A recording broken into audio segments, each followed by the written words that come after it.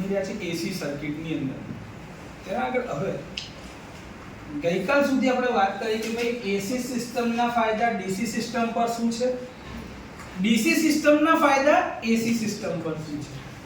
તમારી ચોપડીની અંદરમાં એટલા મુદ્દા નથી જેટલા મુદ્દા આપણે ગઈકાલે ડિસ્કસ કર્યા કે વાતચીત કરી.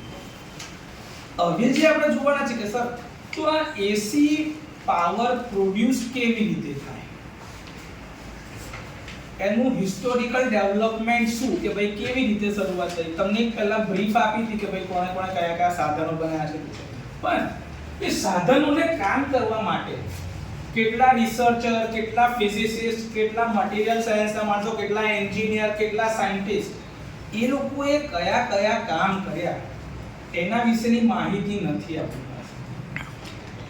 આ વસ્તુ કેવું છે કે જાણવું જરૂરી છે. એનાથી તમને અત્યારે કોઈ એસેસ પેલો ફાયદો નથી, પણ નોલેજ હશે તો તમે કોઈકની આગળ કહેશો કે ભાઈ અમે આ રીતે ભણેલા છે, આણે આ વસ્તુની શોધ કરી હતી, આણે આ વસ્તુ ના કરી હોત તો આગળ શોધ જ ના થઈ હોત. તમારા પપ્પાનું નામ જાણવું જરૂરી છે. એ ના હોત તો તમારા પપ્પા હોત, એ ના હોત તો તમે હોત. સમજો કહેવાનો મતલબ આ છે. એનાથી અત્યારે કોઈ ફાયદો નહીં કે પપ્પાના પપ્પા ને એમના પપ્પા અત્યારે તો ખોટામાં જ હશે કદાચ, પણ એ જાણવું જરૂરી છે. એવી જ રીતે કે ઇલેક્ટ્રિસિટીની શરૂઆત ક્યાંથી થઈ.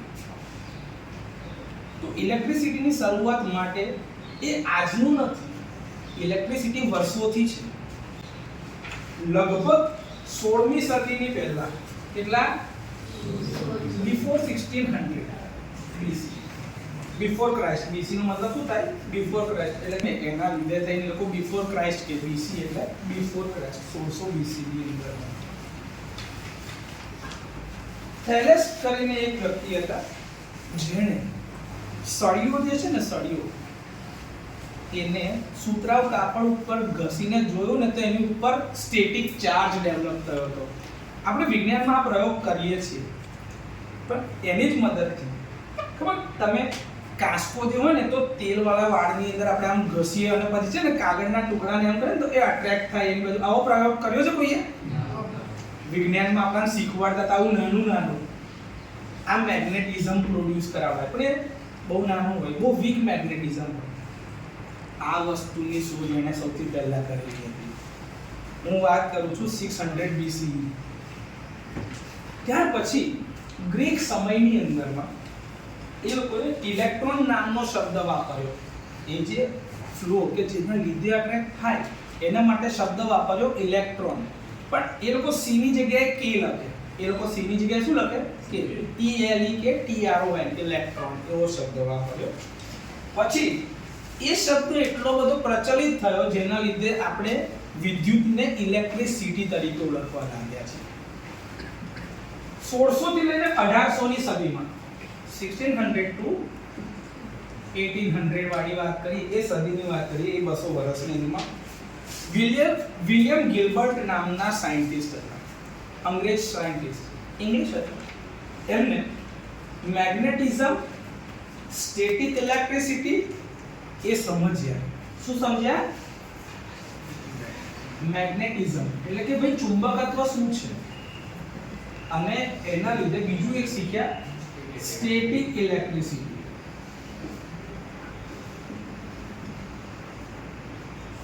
સ્ટેટિક ઇલેક્ટ્રિસિટી વિશે શીખ્યા આપણે. અને એના આ બંનેનો જ આધાર ઇલેક્ટ્રિકલ એન્જિનિયરિંગમાં ઘણો છે. સર સ્ટેટિક ચાર્જ કામના છે.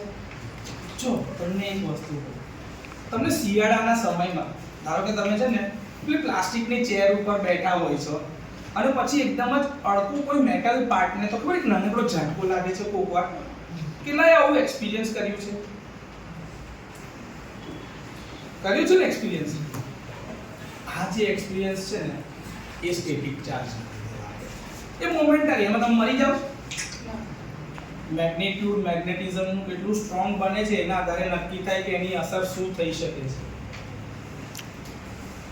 અને એના લીધે એ લોકો ઇલેક્ટ્રિસિટીને આગળ વિચાર કે ભાઈ આવું કંઈક અનુભવ થાય છે.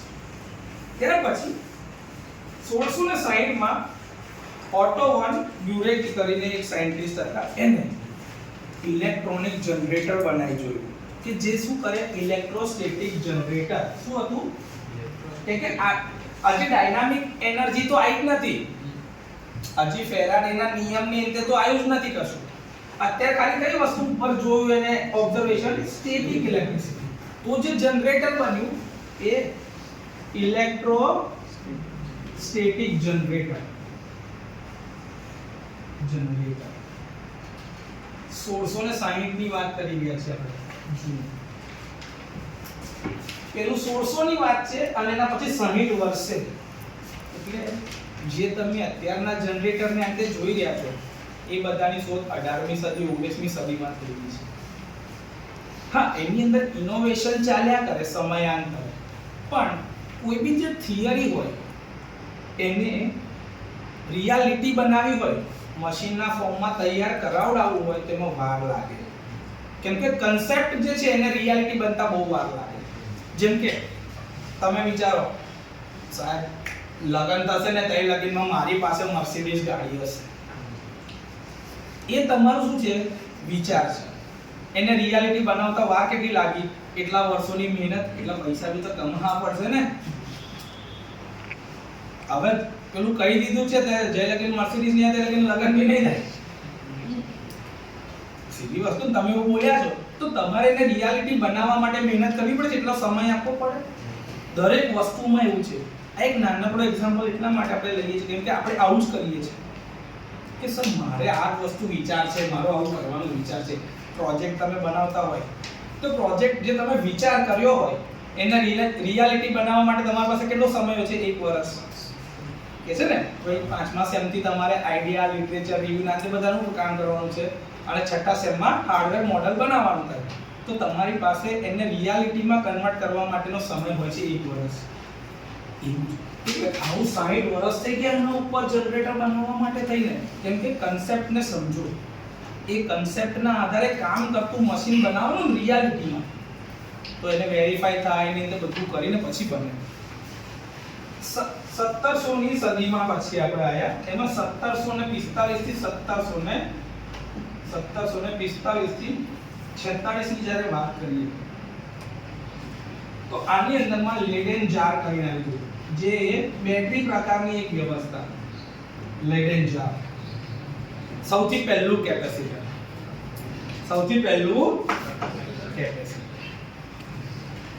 જેને પીટર વાન મોસરબ્રોક અને એડવર્ડ જોન વોન ક્લેસ્ટ નામના બે વૈજ્ઞાનિકો ભેગા થઈને બનાવી લેડેન જાર. બરણી હોય કાચની બરણી, બસ એના જેવું જ કેપેસિટર બનાવ્યું. પણ આ કોઈ દુનિયાનું પહેલું કેપેસિટર નથી. દુનિયાનું પહેલું કેપેસિટર આ છે. દુનિયાનું સૌથી પહેલું કેપેસિટર ભગવાને જ બનાવ્યું છે. હા, કેવી રીતે સાહેબ? એટલે તમે એવું કહો છો કે 1745 પહેલા કોઈ દાડ વીજળી પડી જ નહીં હોય, વાદળો એકબીજા સાથે અથડાયા જ નહીં હોય. ક્લાઉડ બી બે પ્રકારના હોય, positively charge cloud, negatively charge cloud. તો બંને જો પોતાનો અલગ અલગ ગુણધર્મો ધરાવતા હોય તો બંને અથડાય છે. બેની વચ્ચેનું જે ડિસ્ટન્સ છે એમાં ડાયલેક્ટ્રિક મીડિયમ છે કે નોર્મલ કન્ડિશનમાં થતું નથી. વીજળી પડવા માટે બી જરૂર છે કે પેલાનું કોઈ પોટેન્શિયલ છે ને જમીનનું કોઈ પોટેન્શિયલ નથી. તો જો પેલું પોઝિટિવ હોય તો જમીન નેગેટિવ, તો કેપેસિટર બને કે ના બને? વચ્ચે વાતાવરણ તો છે. એટલે જ કહું છું કે દુનિયાનું સૌથી પહેલું કેપેસિટર કોણે બનાવ્યું? ભગવાને.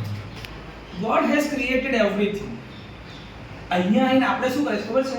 એ જ વસ્તુ શોધવાની કોશિશ કરી જે ભૂલાઈ ગઈ છે. તમે ધારો કે 3-4 અલગ અલગ પ્રેક્ટિકલ લખ્યા છે, બધાના પાના ભેગા થઈ ગયા છે. હું ચેક કરાવવા તમે મારી પાસે આવો, હું કહું લાઈવ આનો આખું પ્રેક્ટિકલ કાઢ, તો તમે હા સર ઉપર શોધી દો. ઠીક છે, તમે ઇન્વેન્શન કરો છો એ ટાઈમે ઓલરેડી લખાઈ ગયેલું છે પણ એ દેખાતું નથી, કાં તો એ મળતું નથી. એટલે શું કરવું પડે? દુનિયામાં બધી જ વસ્તુની શોધ આ જ રીતે થઈ છે. હજી તમે દુનિયામાં બધી વસ્તુની શોધ આ જ રીતે થઈ છે. આગળ જઈએ. 1752 માં બેન્જામિન ફ્રેન્કલિન, 1752 માં બેન્જામિન ફ્રેન્કલિન એને પતંગની ઉપર એક પ્રયોગ કરેલો kite experiment ડેમોન્સ્ટ્રેટેડ that lightning is a form of electricity. એટલે કે પેલી જે વીજળી પડે ને, મેં તમને જે કીધું ને હમણાં કે આ જે વીજળી પડે છે ને, જે આકાશ હોય આ પોઝિટિવ કે નેગેટિવ ચાર્જ અને આ તમારી શું છે અર્થ, એની વચ્ચેનો જે આ પાર્ટ છે ને આ છે એટલે કે વીજળીનો ચમકારો દેખાય દરેકને, એ જે છે એ એક ઇલેક્ટ્રિસિટીનું એક પ્રમાણ છે કે વિદ્યુત જેવું કશું અસ્તિત્વ ધરાવે. કેમ કે અત્યારે આપણે સ્ટેટિક ઇલેક્ટ્રિસિટીની તો વાત કરેલી જ હતી. એ કન્સેપ્ટને વધારે મજબૂત કર્યો 1752 માં બેન્જામિન ફ્રેન્કલિને. હવે ધીરે ધીરે લોકોને ઇલેક્ટ્રિસિટી જેવું કંઈક હોય એવું ખબર પડવા, હજી તો આપણે અર્લી 70s ને 80s માં ચાલીએ છીએ કે ભાઈ હા 17મી સદીના મધ્ય ભાગમાં પહોંચ્યા 1752 એટલે 18મી સદીનો અડધો ભાગ કે ત્યાર પછી 1780 માં લુઈસ ગેલ્વેની, જેને આપણે ગેલ્વેનાઇઝ પેલો કોર્સ કહે છે બેટરી, તેની શરૂઆત કરી. Animal electricity by observing how frogs legs twisted when touched with metal.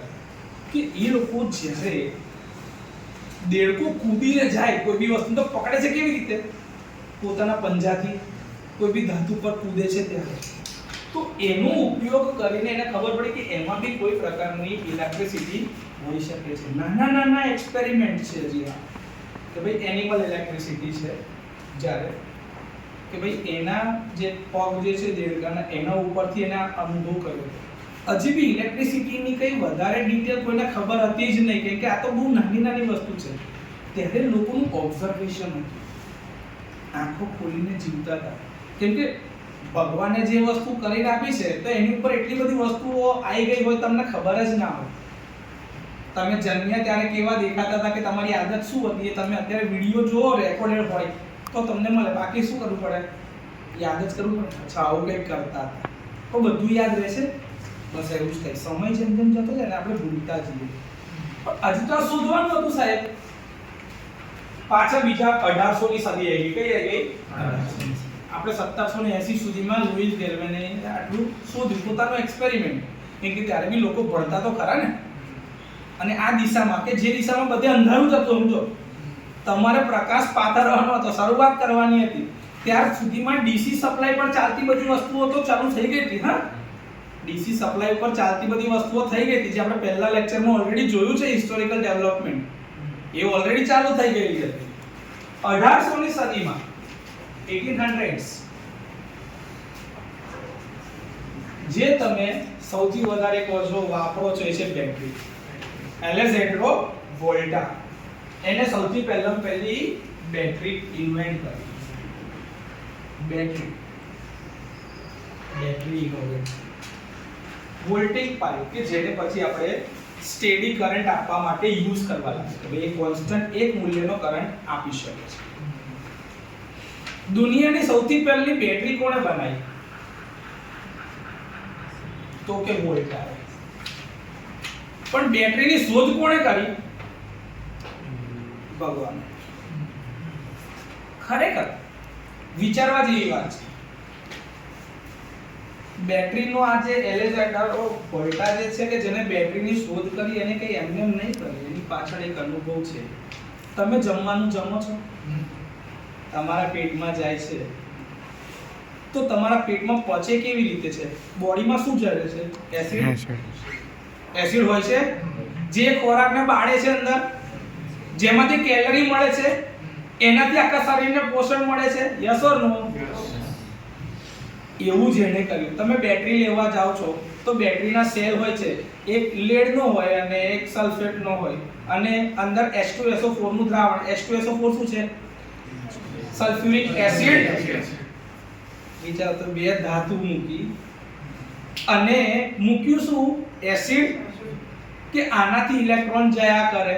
કેમ કે એસિડની પ્રકૃતિ શું? ગરમ કરે. ગરમી આપે એટલે કોકની પાસે ફ્રી ઇલેક્ટ્રોન શું થાય? છૂટા પડે. સૂર્યપ્રકાશ જેવું થાય ને, સોલાર સેલનું વર્કિંગ બી તો એવું જ છે ને કે ભાઈ પેનલની ઉપર પ્રકાશ પડ્યો, એના લીધે એને શું કર્યું? ફ્રી ઇલેક્ટ્રોનને છૂટા કર્યા. કરે છે ને એવું? બસ એવું કરે. હવે પેલો જે છૂટો પડેલો ઇલેક્ટ્રોન કઈ જાય? ત્યાંથી લઈને બીજી ધાતુ તરફ જાય છે. એનો જ યુઝ કર્યો ઇલેક્ટ્રોપ્લેટિંગમાં. પછી ધાતુ ઉપર બીજા પોડ ચડાવીએ ને આપણે કે ભાઈ ખબર આપણે તમે જ્વેલરી લેવા જાઓ તો એવું કહે છે ને કે ભાઈ સોનાનું પોડ ચડાયેલું હોય એવું ચાલે કે ભાઈ એમ તો જુઠ્ઠું જ છે પણ સાહેબ ગોલ્ડ પ્લેટેડ એવું કહીએ છે ને આપણે. એ જે પ્લેટિંગ કરવાની જે શરૂઆત થાય ને એ બધામાં બેટરીનો યુઝ થયો પણ સૌથી પહેલી બેટરી ભગવાને બનાવી હતી નેચરલ. લોકોએ આ જ કન્સેપ્ટ તમારી અંદર જે છે ને એની અંદરથી જ લોકોએ કન્સેપ્ટ સમજ્યા અને એના આધારે બેટરીની શું છે. એકચ્યુઅલી બેટરીની જે વાત છે એ ભારતીય વેદ સંસ્કૃતિની અંદરમાં 10મી સદીમાં ઓલરેડી લખાયેલી છે. આ લોકો કઈ સદીમાં શોધે છે? 18. એ ઓલરેડી 10મી સદીને એની પહેલા લખાયેલી છે. તો વિચારો કે એ લોકો કેટલા આધુનિક હશે. અને આપણે ઋષિ મુનિઓને કઈ ખબર ના હોય ટેકનોલોજી આપણે એ લોકો તમારા કરતા વધારની ટેકનોલોજી છે અંદર ટેલિપેથી જે અત્યારે વાયરલેસ નેટવર્ક છે ને ટેલિપેથી જે કે એ લોકોને બીજાને સંભળાઈ જતું એટલા હોશિયાર હતા ને કે દિવાલની આરપાર જોઈ શકતા હતા. અત્યારે જોવાય છે ને બારી દિવાલની આરપાર નહીં જોવાતું. માણસે એ જ વસ્તુ ઇનોવેટ કરી છે પોતાની સગવડતા પ્રમાણે સમજીને. બસ એવું જ હોય. બાકી પહેલાય લોકો જોઈ શકતા હજી બી લોકો જોઈ શકે છે. નહીં જોઈ શકતા એના બારી વાળના શું છે દિવાલની આરપાર જોવાની વ્યવસ્થા જ છે ને આવવા જવા માટેની. વેહિકલ કેમ બન્યા કે લોકો પહેલા ચાલતા જતા હતા પછી ધીરે ધીરે પૈડું લાયા છે ને એના પરથી વેહિકલ ટેકનોલોજીની શરૂઆત થઈ. તો એવું તો રામાયણમાં બી નહીં પુષ્પક વિમાન બતાવ્યું છે કે નહીં ભગવાન બી આ બધું વસ્તુ વાપર આપણે બી એવા વિમાનો બનાવી દીધા. રાઇટ બ્રધર્સે શરૂઆત કરી હતી. નોર્થ કેરોલિનામાંથી સૌથી પહેલી વર્લ્ડની ફ્લાઇટ ઉપડી હતી. ત્યાં આગળની ગાડીઓ પર આજે બી પેલો બેઝ મારેલો હોય કે ભાઈ વર્લ્ડની પહેલી ફ્લાઇટ અહીંથી ઉપડેલી હતી નોર્થ કેરોલિનામાંથી. રાઇટ બ્રધર્સે ઉપાડી હતી કોમર્શિયલ ફ્લાઇટ. એટલે એવું છે બધું. હિસ્ટ્રી જાણવી જરૂરી છે તો આપણને ખબર પડે કે આપણે જ્યાં રહીએ છીએ કાં તો આપણે જ્યાં આગળ રહીએ ત્યાં આગળની વિશેષતા શું છે. હવે બેટરી તો બની ગઈ 1800ની સદીમાં. ઇલેક્ટ્રિસિટી સ્ટોર કરવાનું માધ્યમ આવી ગયું પણ સાહેબ પ્રોડ્યુસ બી તો કરવાની ને. કેમ કે ઉર્જા સંરક્ષણનો નિયમ લો ઓફ એનર્જી કન્ઝર્વેશન શું કહે છે? Energy neither can be destroyed nor can be generated. તમે પેદાઈ નહીં કરી શકતા તમે એને નાશ પણ નહીં કરી શકતા. But the transformation from one form to the another form is possible. એટલે કે એક પ્રકારની ઉર્જાનું બીજા પ્રકારની ઉર્જામાં રૂપાંતરણ થઈ શકે છે. યસ ઓર નો? અહીં સુધી કોઈને કોઈ ડાઉટ? હજી જો આ વસ્તુ ખાલી નોલેજ માટે અત્યાર લગીન જેટલી બી વાત ચાલી છે એ નોલેજ માટે છે. એ પરીક્ષામાં પૂછવા માટે નથી પણ તમને એની જાણકારી હોવી જરૂરી છે એવું મારું માનવું છે. એટલે એ તમને શેર કરું છું. હવે 1820 માં 1820 ની વાત કરી છે. આ બહુ કામનો વ્યક્તિ કહેવાય આપણી માટે. Hans Christian Oersted.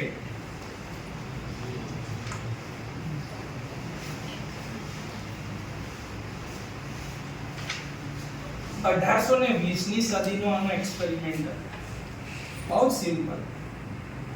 ઇલેક્ટ્રિસિટી અને મેગ્નેટિઝમ વચ્ચેનો રિલેશન આને પ્રૂવ કરી હતી કે મેગ્નેટ ને ઇલેક્ટ્રિસિટી સાથે સંબંધ છે. એને શું કર્યું? એક ગૂંચળું લીધું. ગૂંચળું જે હતું એટલે કે કોઇલ, આપણે સાદી ભાષામાં શું કહીએ? કોઇલ. એની જોડે ગેલ્વેનોમીટર લગાડતું, હાઈલી સેન્સિટિવ ગેલ્વેનોમીટર. એની નજીક છે ને ચુંબક લઈ જાય. તો જો ધારો કે સીધું ચુંબક આમ લઈ જાય ને તો ગેલ્વેનોમીટર જમણી બાજુ ડિફ્લેક્ટ થાય અને પાછું લઈ જાય તો ઊંધી તરફ ડિફ્લેક્ટ થાય. પાછું આમથી આમ ગયું, દૂર લઈ ગયા તો પાછું 0 લગીને આવવાનું એટલે પાછું ઊંધી તરફ જાય. હવે મેગ્નેટ હાથમાંથી ઊંધું કર્યું ને એટલે કે n ની જગ્યાએ s પોલ કર્યો ને તો પેલું જે 0 હતું એની જગ્યાએ કઈ બાજુ જાય? ડાબી બાજુ. પાછું દૂર લઈ જાય એટલે પાછું 0 પર આવી જાય. કેટલું નાનકડું ઓબ્ઝર્વેશન. પણ એનાથી ખબર પડી કે સાહેબ ચુંબકને જો તમે લઈ જાઓ છો તો ગેલ્વેનોમીટર શું બતાવે? કે કરંટ કશેકથી ફ્લો થયો છે, યસ ઓર નો? ગેલ્વેનોમીટર એના માટે જ હોય ને કે કરંટનું ઇન્ડિકેશન આપે છે. એટલે એના ઓબ્ઝર્વેશન પરથી ખબર પડે કે ચુંબકને ઇલેક્ટ્રિસિટી સાથે કોઈક સીધો સંબંધ હોઈ શકે છે. આ એનું ઓબ્ઝર્વેશન. અને ત્યાંથી શરૂઆત થઈ હતી આપણા સમજણની 1820. હજી વાત છે, નિકોલા ટેસ્લા બી આવશે ને ફેરાડે બી આવશે. વાત છે 1827 માં 1827 માં ઇલેક્ટ્રિસિટીનો વિરોધ કરવા વાળો માણસ કોક તો જોશે ને. શું કહીએ છીએ આપણે? રેઝિસ્ટન્સ. જ્યોર્જ સાયમન ઓમ. જ્યોર્જ સાયમન ઓમ જેને ઓમનો નિયમ ડિફાઇન કરી નાખ્યો કે ઇલેક્ટ્રોનના ફ્લોને ઓપોઝિશન નડે છે. કેમ કે બેટરી તો શોધાઈ ગઈ હતી, સ્ટેટિક ઇલેક્ટ્રિસિટી બી શોધાઈ ગઈ હતી, ઇલેક્ટ્રોનને બી લોકો સમજતા થઈ ગયા હતા. ત્યારે 1827 ની અંદરમાં જ્યોર્જ સાયમન ઓમે ઓમનો નિયમ આપેલો જેનું સૂત્ર હતું V I into R. જે R જે છે ને એ કોન્સ્ટન્ટ છે, રેઝિસ્ટન્સ નામ આપ્યું કેમ કે શું કરતું હતું? ઓપોઝ. કોનો ઓપોઝ કરતો તો? ઇલેક્ટ્રોનના ફ્લોનો. ફ્રી ફ્લો, જે ઇલેક્ટ્રોન એક જગ્યાએથી બીજી જગ્યાએ જઈ શકે એવા ફ્રી ફ્લોનો ઓપોઝિશન કરતું હતું. એ કોના ઉપર આધારિત છે? બધું જાણે કે ભાઈ મટીરીયલ પર આધારિત છે, વાયરની લંબાઈ પર આધારિત છે, એના ક્રોસ સેક્શનલ એરિયા પર આધારિત છે, તાપમાન પર આધારિત છે. આ બધા પેરામીટર છે, પણ અત્યારે એ વસ્તુ ચર્ચા કરવાની જરૂર લાગતી નથી. જેવી આ વાત થઈ કે ભાઈ ઇલેક્ટ્રિસિટીને લગતા સોલ્યુશન થવા લાગે, અહીંયા આ બાજુની વાત થવા લાગી, પણ આ બાજુ બી તો ડેવલપમેન્ટ જોશે ને. એટલે 1831 માં પિક્ચરમાં આવ્યો તમારો હીરો, જેના નિયમો પર બધું ચાલે છે, જનરેટર, મોટર, ટ્રાન્સફોર્મર. શું? ફેરાડે. Michael Faraday. સ્પેલિંગ માં નહીં, Faraday. Faraday's law of electromagnetic induction. એના મેગ્નેટિઝમને લઈને કે જેના લીધે ઇલેક્ટ્રિસિટી પ્રોડ્યુસ થાય છે એવું જે ઓબ્ઝર્વેશન ઓર્સ્ટેડે આપેલું હતું એની સામે 1831 માં ઓર્સ્ટેડે 1820 માં એવું ઓબ્ઝર્વેશન આપ્યું હતું. આને 1831 એટલે કે કન્ટિન્યુઅસલી આવું કંઈક આવ્યું ને. ફેરાડે છે ને, ફેરાડે એ ઇંગ્લિશ સાયન્ટિસ્ટ હતો. એની એક કેરેક્ટરિસ્ટિક શું હતી ખબર છે? કે પોતાના ખિસ્સામાં મેગ્નેટ રાખીને ફરતો હતો. કેના માટે ખબર? કે એને ખબર પડે કે મને આના વિશે જ કંઈક શોધવાનું છે. કે પેલા એવું કીધું, ઓબ્ઝર્વેશન એવું આવ્યું કે ભાઈ કોઇલની નજીક લઈ જાય તો મેગ્નેટનો N પોલ હોય તો જમણી તરફ જાય, S પોલ હોય તો ડાબી તરફ જાય. આવું થાય કેવી રીતે? બસ તો મને આ પ્રોબ્લેમ ખબર પડવી જોઈએ, એટલે કે મારું ધ્યાન ખાલી એ પ્રોબ્લેમમાં જ રહે એટલા માટે એ પોતાની જોડે મેગ્નેટ ખિસ્સામાં લઈને જ ફર્યા. અને 11 વર્ષ સુધીની કન્ટિન્યુઅસ રિસર્ચ માણસે પોતાના જીવનના 11 વર્ષ આપ્યા છે આ વસ્તુ સમજવા માટે. અને પછી ફેરાડેના નિયમો બન્યા બે, જે આપણે આજે જોવાના બી છે. હિસ્ટોરિકલ ડેવલપમેન્ટ છે ને એટલે અત્યારે એ નિયમ કહેતો નથી, બાકી બે નિયમ છે, એ બંને નિયમ આપણે જોવાના છે. 1860 માં હવે આપણા પાસે ઇલેક્ટ્રોમેગ્નેટિઝમના નિયમ તો આવી ગયા, પછી હવે ધીરે ધીરે ડેવલપમેન્ટ ચાલતું. 1860s ની વાત કરીએ. 1860 માં મેક્સવેલ આવ્યો અને મેક્સવેલે ઇલેક્ટ્રોમેગ્નેટિઝમના નિયમ બનાવ્યા. મેક્સવેલ, બરાબર છે. James clerk Maxwell developed equation describing electromagnetism. એને જે ડેવલપ થાય છે ભાઈ મેગ્નેટિઝમ, તો ઇલેક્ટ્રોમેગ્નેટ શું કહેવાય? કે ભાઈ ઇલેક્ટ્રિસિટીની મદદથી ટેમ્પરરી મેગ્નેટિઝમ મળતું હોય એવી ધાતુઓની બી શોધ થઈ. અને એનો ગુણધર્મ કઈ સુધી હોય મેગ્નેટિઝમનો? કે જઈ લગીને ઇલેક્ટ્રિસિટી મળતી રહે તો લગીને એમાં મેગ્નેટિઝમ હોય. ઇલેક્ટ્રિસિટી મળતી બંધ થઈ જાય તો મેગ્નેટિઝમ ધીરે ધીરે તરત ઝીરો નહીં થઈ જાય. એની બી એક કેરેક્ટરિસ્ટિક છે. તો એના બધા જે ઇક્વેશન ને એટલે બધું જે મેથેમેટિક્સ ડેવલપ તો 1860 માં જેમાં આપણે મેક્સવેલ્સ ઇક્વેશન આવે છે જો ઇલેક્ટ્રોમેગ્નેટ ડિટેલમાં ભણવાનું આવે તો 1879 હવે આવ્યો યુ 1879 કે જેમાં થોમસ આલ્વા એડિસને બલ્બની શોધ કરી ઇલેક્ટ્રિસિટી હવે મળવા લાગી છે પ્રોડ્યુસ થઈ શકે એટલે કે કન્વર્ટ થઈ શકે છે મેગ્નેટિઝમ ની અંદરથી ઇલેક્ટ્રિસિટી કન્વર્ટ કરતા શીખ્યા તો એનું યુટિલાઇઝેશન બી તો હોવું જોઈએ ને 1879 થોમસ આલ્વા એડિસન એને શું શોધી આપ્યું હતું બલ્બ પહેલો ઇલેક્ટ્રિક બલ્બ 1879 માં ગ્લો થયો જે હજી બી આપણે ચાલે છે માર્કેટમાં પછી આ ઇલેક્ટ્રોમેગ્નેટિઝમના જે નિયમ ફેરાડે આપ્યા હતા એના ઉપર ડીસી સપ્લાય નું બી ચાલુ થયું હતું તો એવું એસી સપ્લાય માટે બી આપણો એક હીરો લડતો હતો શું નામ નિકોલા ટેસ્લા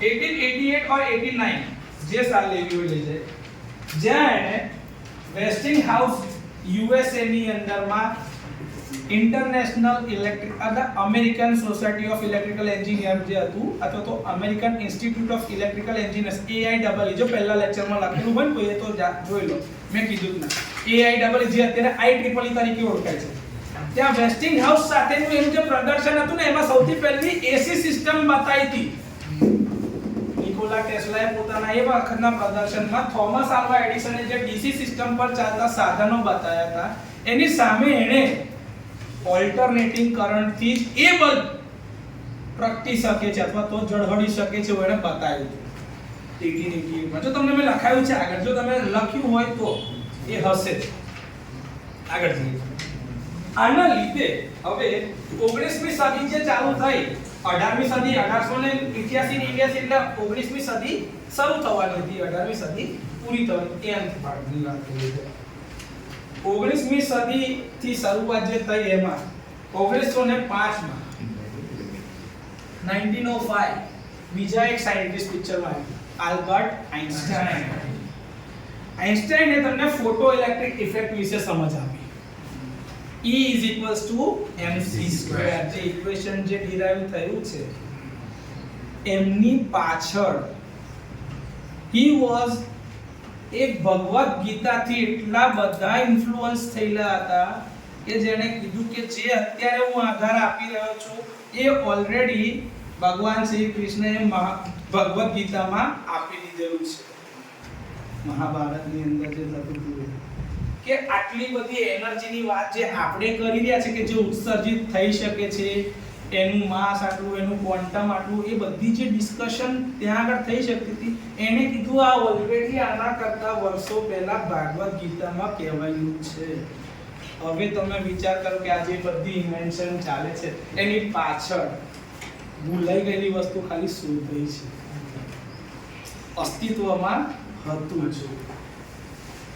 1920 1930 ની વાત કરીએ હવે જેમ જેમ પાવર પ્રોડક્શન ચાલુ થઈ ગયું હતું 1880 89 ની વાત કરીએ તો ત્યાં ટ્રાન્સફોર્મર બી બની ગયા હતા ટ્રાન્સફોર્મરનું પ્રોડક્શન બી ચાલુ થઈ ગયું હતું સ્ટેનલી બ્રધર્સ દ્વારા જો તમને લખાયેલું છે મેં ઓલરેડી તમને કીધું છે તમે જોતા હોય નોટ્સ તમારી જોડે તો થઈ ગયું નિકોલા ટેસ્લાએ ઇન્ડક્શન મોટર બી બનાવવાની ચાલુ કરી દીધી હતી એના આધારે થઈને હવે ઇલેક્ટ્રિસિટીનું બલ્કમાં જનરેશન ચાલુ થયું હતું અને પછી સૌથી પહેલા નાયગ્રા ફોલની ઉપરથી 20 માઇલ સુધી ઇલેક્ટ્રિસિટી ટ્રાન્સમિટ કરી શકે કેટલા 20 માઇલ એટલે લગભગ 36 કિલોમીટર કેટલા 36 કિલોમીટર બરાબર છે 2.2 કિલોવોટનું જનરેટર હતું કદાચ 2.2 કિલોવોલ્ટ કેવી પર ઓપરેટ થતી સિસ્ટમ હતી 2.2 કેવી પર જો લખી દી કોઈ છેલ્લે અમને તો હું કરવાનું હું ના લખી 2.2 અથવા તો 2.3 કિલોવોલ્ટ ઉપર ચાલતી સિસ્ટમ ડેવલપ કરીને પાવર ટ્રાન્સમિટ કર્યું હતું ત્યાંથી 36 કિલોમીટર દૂર સુધીમાં હાઇડ્રો પાવર સ્ટેશન લખેલું છે આવું કંઈ છેલ્લી લાઈન આપણે છે ને 2.3 કિલોવોલ્ટ ઉપર છે કે 2.2 કિલોવોલ્ટ ઉપર છે એવું લખ્યું છે ને હું જે બી તમને કહું છું ને બધું મારી પાસે રેકોર્ડમાં છે એટલે તમને કહું છું પછીથી 1920 1930 ની આજુબાજુમાં 1920 1930 ની આજુબાજુમાં આવા મોટા લેવલ ઉપર ટ્રાન્સમિશન ચાલુ થઈ ગયું હતું એટલે એની જે આપણી જે જનરેશન જે છે એના પછી ટ્રાન્સમિશન કંપની હોય જે આપણે ત્યાં કઈ છે જેટકો છે એવું ટ્રાન્સમિશન નેટવર્ક જેમાં આખા સબસ્ટેશન બનવા લાગેલા હતા અને યુટિલિટી સુધી એટલે કે આપણા ઘર સુધી ઇલેક્ટ્રિસિટી પ્રોડક્શન પહોંચી શકે એવી વ્યવસ્થા કરવામાં આવી અને પછી જીઈબી ની વ્યવસ્થા થઈ ઇલેક્ટ્રિસિટી બોર્ડ જીઈબી એટલે ગુજરાતમાં છે એટલે ગુજરાત ઇલેક્ટ્રિસિટી બોર્ડ કહું છું જીઈબી ધીરે ધીરે 1947 ની અંદરમાં ઇલેક્ટ્રિસિટી તો ચાલતી જ હતી પણ 1947 ની વાત કરીએ 1947 શું થયું હતું ભારત તો આઝાદ થયો તો અંગ્રેજોની ગુલામીમાંથી એ એગ્રી કરું છું પણ 20મી સદીની સૌથી મેઇન શોધ ટ્રાન્ઝિસ્ટરનું ઇન્વેન્શન થયું અને ટ્રાન્ઝિસ્ટરના આવવાના લીધે પાવર ઇલેક્ટ્રોનિક્સનો વિકાસ શરૂ થયો પહેલું 20મી સદીની સૌથી મહાન શોધની અંદરમાં એક ભાગ આ છે ટ્રાન્ઝિસ્ટર એની મદદથી જ એમ્પ્લીફાયર ને તેની શરૂઆત થઈ પછી રેડિયો બન્યા રેડિયોને વર્ષો લાગીને આપણા ત્યાં આગળ લોકો શું કહેતા ટ્રાન્ઝિસ્ટર ચાલુ કરો ગઈડા લોકો રેડિયો આ જ રેડિયો કમ્યુનિકેશન બહુ વર્ષો ચાલ્યું અને એનાથી જ પછી ઓડિયો કમ્યુનિકેશનનો શરૂઆત થઈ ઓડિયો કમ્યુનિકેશન પછીથી ધીરે રહીને વિડિયો કમ્યુનિકેશન આવવાના ચાલતા પછી ઓડિયો વિડિયો ભેગા થયા બાકી સૌથી પહેલી મૂંગી ફિલ્મ બની હતી આલમ આરા જેમાં અવાજ જ નહોતો શરૂઆતના પિક્ચરમાં અવાજ નહોતો પછી ઓડિયો ને વિડિયો ભેગું થવા લાગ્યું MP4 જે તમે વાપરો છો ને MP4 MP નો મતલબ થાય મોશન પિક્ચર શું થાય મોશન પિક્ચર એમાં મોશન બી હોય પિક્ચર બી હોય ઓડિયો બી હોય અને વિડિયો બી હોય કેટલી વસ્તુ આવી મોશન પિક્ચર ઓડિયો વિડિયો આ ચારે એકબીજા સાથે સિન્ક્રોનાઇઝ થઈને આવે એટલે તમે જે સાંભળો છો ને એને MP4 ફોર્મેટમાં લો છો વિડિયો જે જુઓ છો સાંભળો છે MP3 કેમ કે એમાં ઓડિયો છે વિડિયો છે તમારા જે આ ફોર્મેટ જે હોય છે ને ગાયનોના અને પિક્ચરોના જે તમે જુઓ છો એ બધાના ફોર્મેટ આ રીતના હોય MP3 MP4 આજે જ ખબર પડી હોય ને એવું દેખાય છે આંખોમાં ચમક જોઈને આગળ 50 ને 60 ની આજુબાજુમાં ધીરે ધીરે એ લોકોએ કેમ કે આઇન્સ્ટાઈને તો કહી દીધું હતું 1905 માં કે ઇલેક્ટ્રિસિટી પ્રોડ્યુસ થઈ શકે છે કે જેના માટે ક્વોન્ટમ ઇમ્પોર્ટન્ટ છે અને એના લીધે થઈને ન્યુક્લિયર પાવર પ્લાન્ટ બનવાના શરૂઆત થઈ કે લોકોને યુરેનિયમ અને થોરિયમની તાકાત ખબર પડી હતી કેમ કે અમેરિકાએ જાપાનના નાગાસાકી અને હિરોશીમામાં 2 અણુ બોમ્બ નાખેલા હતા બરાબર છે ફેટ બોય અને લિટલ મેન આ 2 અણુ બોમ્બના નામ એ લોકોએ આપ્યા હતા અને નાગાસાકી અને હિરોશીમા એ બંને શહેરોને દંડનાઈ દીધા સેકન્ડ વર્લ્ડ વોર વખતે તો એ બધાની તાકાત લોકોને ખબર પડવા લાગી તો એમને વિચાર્યું કે આ યુરેનિયમની તાકાત જો નેગેટિવ દિશામાં આટલું બધું ડિસ્ટ્રક્શન કરે છે જો એને પોઝિટિવ દિશામાં મૂકીએ તો કેટલો બધો પાવર પ્રોડ્યુસ થાય કેટલી બધી ઇલેક્ટ્રિસિટી મળે લોકોના કન્સ્ટ્રક્ટિવ કામ થઈ શકે જિંદગી આગળ વધારવા માટે થઈને ન્યુક્લિયર પાવર પ્લાન્ટ બન્યા 1950-60 ની વાત છે 1950-1960 પછી ત્યાર પછી 1980 અને 2000 ની સાલ આવી લોકો એમને ખબર પડવા લાગી કે ભાઈ પેટ્રોલિયમ જે છે પૂરું થવા આવ્યું છે પેટ્રોલિયમ છે એ હવે પેટ્રોલિયમ પેદાશો પતી જાય એટલે કે ભાઈ કોલસો ખૂટી પડશે ગેસ નહીં મળે પેટ્રોલ પતી જશે ડીઝલ નેફથાન એમ નહીં હોય હવે જે વાત ચાલે છે અત્યારનો એરા 1980 2000 2001 સાલ કેમ કે લોકોને ખબર પડવા લાગી કે ભાઈ આ સ્ત્રોત જે છે જેનાથી પાવર પ્રોડ્યુસ થાય લોકો એને કન્વેન્શનલ એનર્જી સોર્સ કહેતા હતા શું કહેતા હતા કન્વેન્શનલ પણ આ કન્વેન્શનલ સોર્સની તાકાત શું હતી કે એ પતવાના હતા, એ લાંબુ ચાલવાના હતા, ખૂટી પડે એવા હતા, એટલે આને કહેવાય પુનઃ અપ્રાપ્ય, જેને આપણે અંગ્રેજીમાં કહે છે નોન રિન્યુએબલ. શું કહે છે? હવે જ્યારે લોકોને ખબર પડે કે ભાઈ આ બધા સોર્સ પતી જશે તો ગાડી રાખવાનો મતલબ શું ના, પેટ્રોલ જ નહીં મળે તો ગાડી શું કરીશું? સમજો છો? ડીઝલ જ નહીં હોય તો ડીઝલ જનરેટર ચાલશે કેમનું? કોલસો જ નહીં હોય તો ઇલેક્ટ્રિસિટી પ્રોડ્યુસ થશે કેવી રીતે? આટલા મોટા થર્મલ પાવર પ્લાન્ટ નું કરીશું શું? લોકોએ અલગ પ્રકારની ઉર્જા તરફ વળ્યા એટલે પાછા ભગવાન બાજુ ગયા. ખરેખર કેમ કે સૌથી પહેલા જ્યારે આ બધું નહોતું એની પહેલા બી વનસ્પતિનો વિકાસ થતો હતો. સૂર્યપ્રકાશની અંદરમાં પ્રકાશ સંશ્લેષણની ક્રિયા થાય. જગદીશચંદ્ર બોઝે આ શોધીને કીધું હતું.